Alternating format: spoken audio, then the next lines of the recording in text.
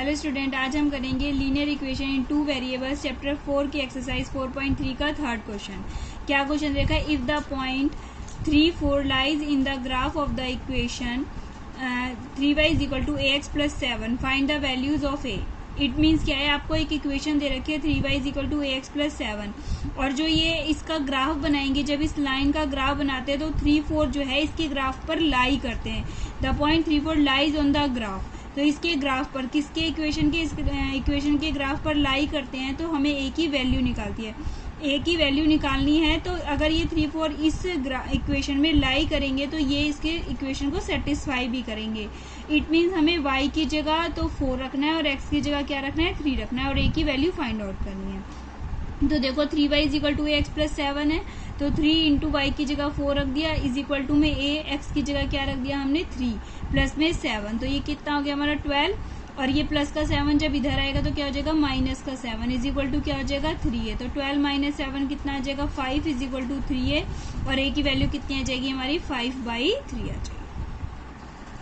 अब देखिए question number 4 है हमारा, the taxi fare in a city is as follows for the first kilometre the fare is 8 rupees. यानी कि अगर हमारे सिटी में एक टैक्सी चलती है वो एक फर्स्ट किलोमीटर के लिए तो कितना किराया लेती है 8 रुपये, and for the subsequent distance it is ₹5 पर किलोमीटर। और जैसे फर्स्ट किलोमीटर के लिए तो हमेशा 8 रुपये लेगी, लेकिन अगर इससे ज्यादा आप डिस्टेंस कवर करते हो, यानी कि अगर इसके बाद 1 किलोमीटर चल दिया, इसके बाद अगर दूसरे किलोमीटर के लिए अगर आप जाते हो तो हर किलोमीटर का कितने रुपए लेता है वो 5 रुपीज पर किलोमीटर के। सबसिक्वेंट डिस्टेंस का मतलब उसके आगे वाले, फर्स्ट किलोमीटर के लिए तो 8 हो गए और उसके आगे वाले जितने भी किलोमीटर होंगे उसके लिए पर किलोमीटर आपके 5 रुपीज चार्ज करती है। Taking the distance covered as x kilometre, यानी अगर हम डिस्टेंस को तो x से डिनोट करेंगे कि x की उसने जो है डिस्टेंस कितनी कवर की है x किलोमीटर, और टोटल फेयर यानी टोटल किराया उसका कितना लगा है y रुपीज।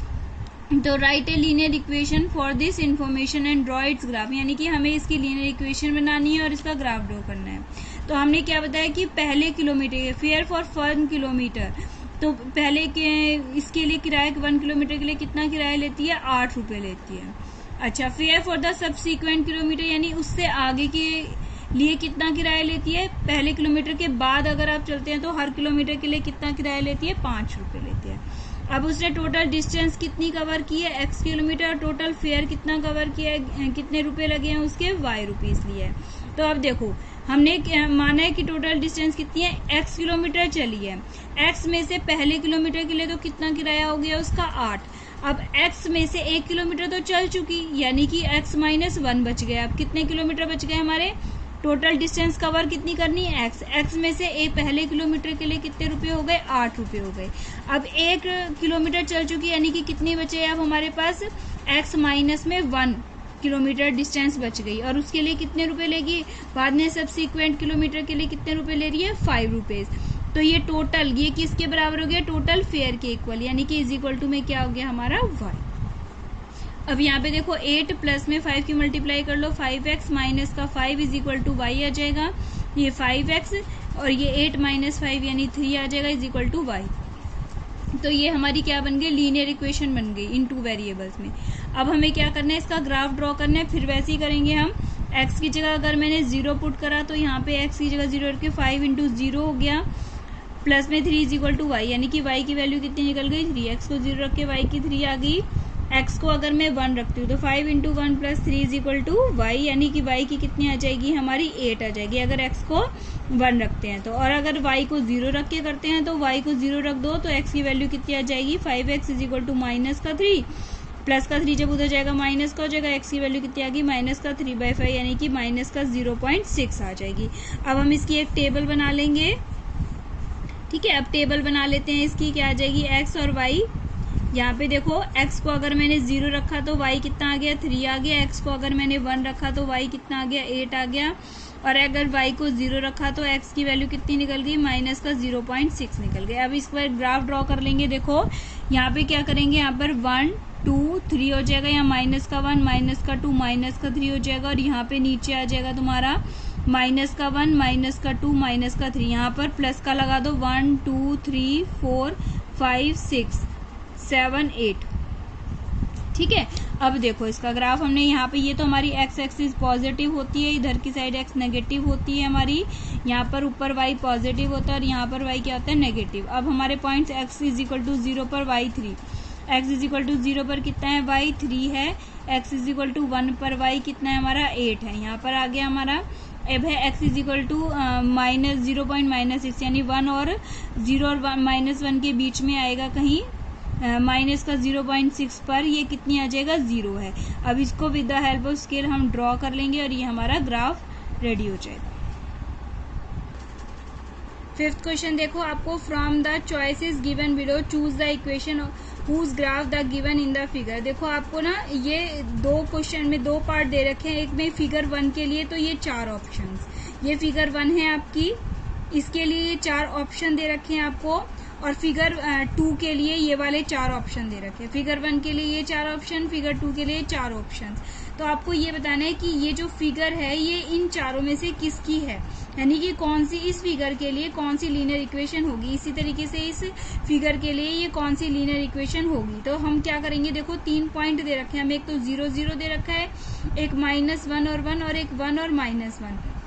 तो हम इसके अंदर रख के देखेंगे, जो लीनियर इक्वेशन इसको सेटिस्फाई करेगी वही इसकी लीनियर इक्वेशन होगी।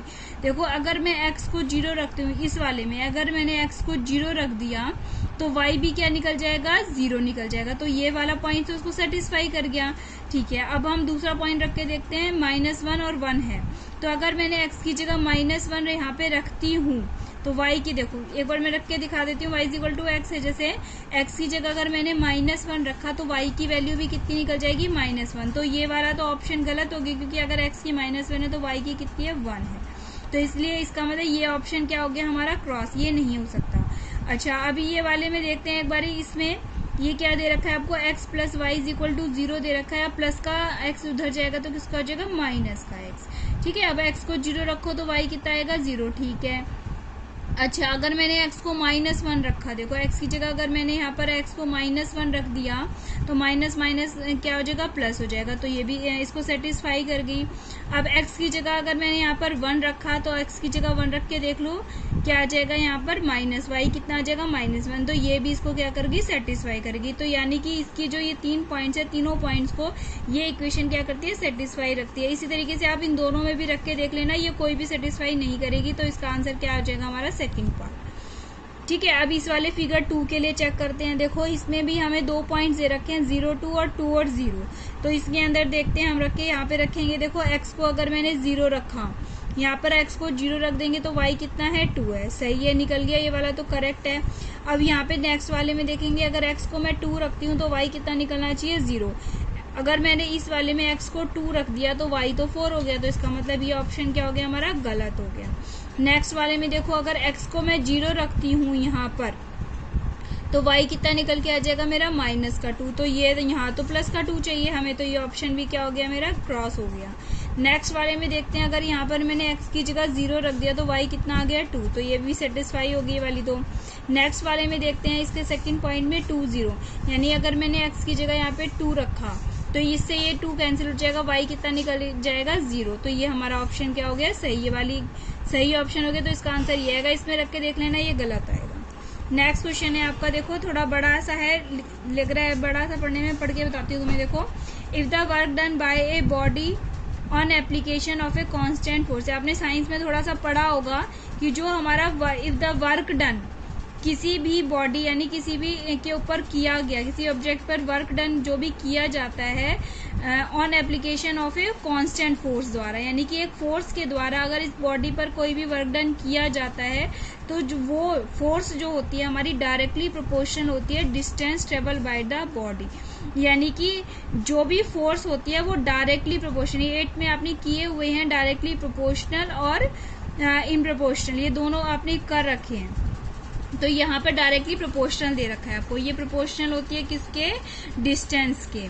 तो अब इसने क्या कहा है, इसको हमें 2 वेरिएबल्स में दिखाना है इस लीनियर इक्वेशन को, और एक ग्राफ भी ड्रॉ करना है। अब इन्होंने कहा है कि हमने फोर्स क्या लगाना है, हमारा force is equal to 5 units लगाना है, also read from the graph the work done when the distance. अब हमें बाद में डिस्टेंस एक बार डिस्टेंस निकालनी है हमें, और अगर हमारा ये कितना दे रखा है 2 यूनिट्स और 0 यूनिट दे रखी है,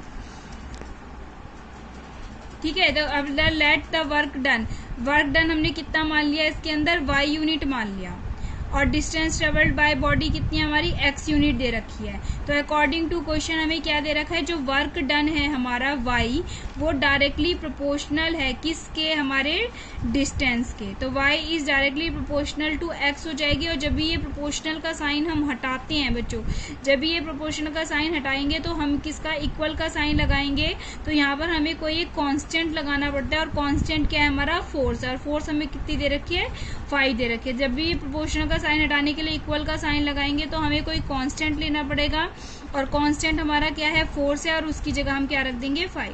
तो क्या y is equal to 5x हो जाएगा। अब एक बारी x हमें 2 यूनिट दे रखा है, और एक बारी x कितना दे रखा है हमें 0 यूनिट। एक बार x को 2 रख देंगे तो y कितना आ जाएगा, वर्क डन 10 आ जाएगा, और x को 0 रखेंगे तो y कितना आ जाएगा 0 आ जाएगा। अब देखो ये दे रखा था ना हमें, x की जगह हमने क्या रख दिया 0 रख दिया, तो y कितना आ जाएगा हमारा 0 आ जाएगा, और एक x को हमने 2 रख देंगे, x को अगर हम 2 रख देंगे तो y कितना आ जाएगा हमारा 5 इंटू 2, यानी कि कितना आ जाएगा हमारा 10 आ जाएगा। और अपनी मर्जी से अब हमें ड्रॉ भी करना है ग्राफ, तो अपनी मर्जी से कोई भी पॉइंट ले सकते हैं। x को 1 रख दिया तो y कितना आ गया हमारा 5 आ गया, x को -1 ले लिया तो y कितना आ गया हमारा -5 आ गया। तो ड्रॉ करने के लिए चाहे आप 2 पॉइंट्स ले लो चाहे 3 पॉइंट्स, ज़्यादा पॉइंट्स होते थोड़ा इजी हो जाता है बनाना। x को 0 रखा y 0, x को 1 रखा तो y 5 हो गया, x को -1 रखा तो y कितना हो गया -5 हो गया। तो 0 पे तो 0 आ जाएगा, 1 पे क्या आ गया हमारा 5 आ गया, और -1 पे क्या आ गया -5 आ गया। इसको हम ऐसे करके ज्वाइन कर लेंगे तो हमारा ग्राफ बन जाएगा।